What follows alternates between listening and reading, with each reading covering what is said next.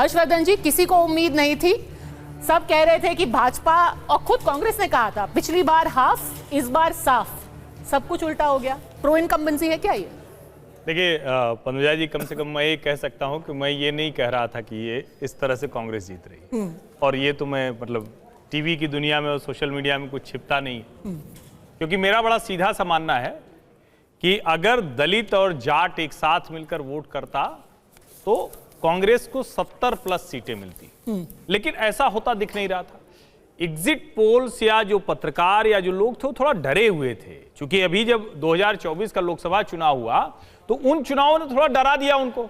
उसमें उन्होंने भारतीय जनता पार्टी को और नीचे कर दिया, नंबर 1। नंबर 2, ये 90 में से सिर्फ 60 सीटों पर भारतीय जनता पार्टी मजबूत पार्टी है, उतने की ही है। क्योंकि ये कहा गया कि भाई जाट डोमिनेंस है। देखो गांव में तो भाजपा प्रत्याशी घुस ही नहीं पाता है, लाठी लेके लोग बाहर खड़े रहते हैं।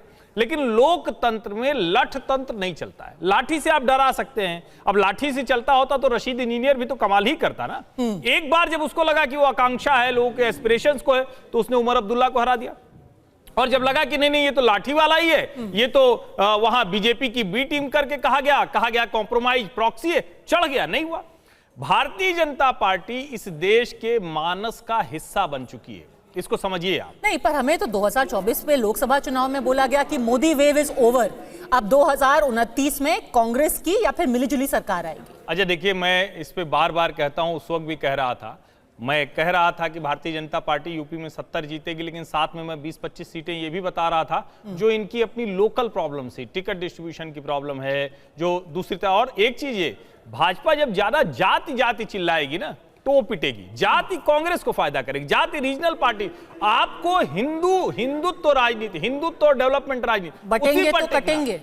हाँ, उसको अगर राजनीतिक भाषा में कहें तो बिल्कुल बटेंगे तो कटेंगे, खत्म होंगे। और हरियाणा ने फिर से दिखाया कि भाजपा की जो राजनीति है उसके साथ जो लोग खड़े हैं वो बिल्कुल उसके साथ खड़े हुए हैं। बस उन्हें थोड़ा कभी कोई निराशा होती है, नाराजगी हो जाती है, उसको अगर बीजेपी ठीक कर लेगी। और नरेंद्र मोदी फिनोमिना अभी लंबा चलने वाला है। आप जब अभी वॉल पर बता रही थी कि 47 2014 में लहर थी, तो ये वाली तो फिर क्या है? हाँ, समझ में ही नहीं आ रहा। 10 साल की एंटी इनकम्बेंसी, उस वक्त आप 47 लेके आए, सुनामी टाइप की बोलना चाहिए। और अभी 48 या फिर 50। जम्मू कश्मीर में बशीर साहब, वहां पर भी भारतीय जनता पार्टी, और मैं साथ में जम्मू कश्मीर कहूंगी, कई लोग जो है वो कह रहे हैं सिर्फ जम्मू की बात अलग कीजिए, कश्मीर की नहीं। जम्मू कश्मीर साथ में अगर हम बात करें तो वोट शेयर आज बीजेपी का सबसे ज्यादा, एनसी से भी ज्यादा वोट शेयर 2% बीजेपी का है।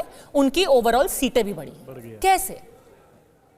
उसमें कश्मीर घाटी का बिलखुसूस, अगर वहाँ से कोई सीट इनको ना मिली वो दूसरी बात है। लेकिन मैंने पार्लियामेंट इलेक्शन में भी किसी से कहा था कि इन्होंने गलत किया, इनको कश्मीर से कंटेस्ट करना चाहिए था, ताकि इनको ये पता चले कि जो 5 साल से इन्होंने कुछ लोगों को पाल के रखा है वो कितना इनके लिए वोट शेयर कैप्चर कर सकते हैं, कंसोलिडेट कर सकते हैं।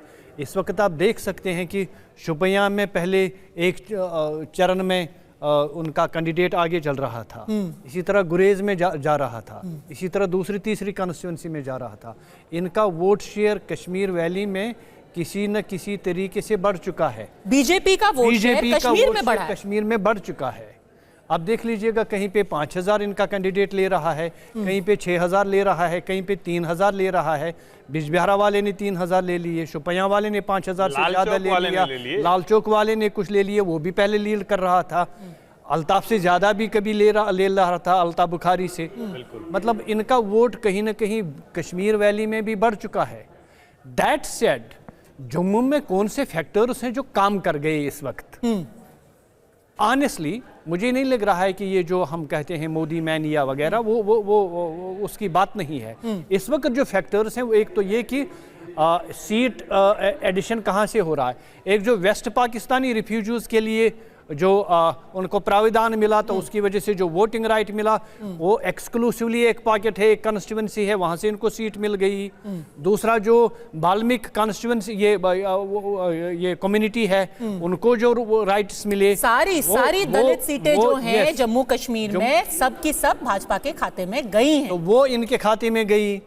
इसी तरीके से पुंछ राजौरी में कई एक सीटें हैं जो इनके खाते में गई, जो पहले अनएक्सपेक्टेड था। तो तो सारे फैक्टर्स का हम अलग अलग से विश्लेषण करेंगे, पर सुरेंद्र 25 से 29 गए हैं, इसका मतलब है 4 कि सीटों की बढ़त हुई है जम्मू कश्मीर में भारतीय जनता पार्टी को।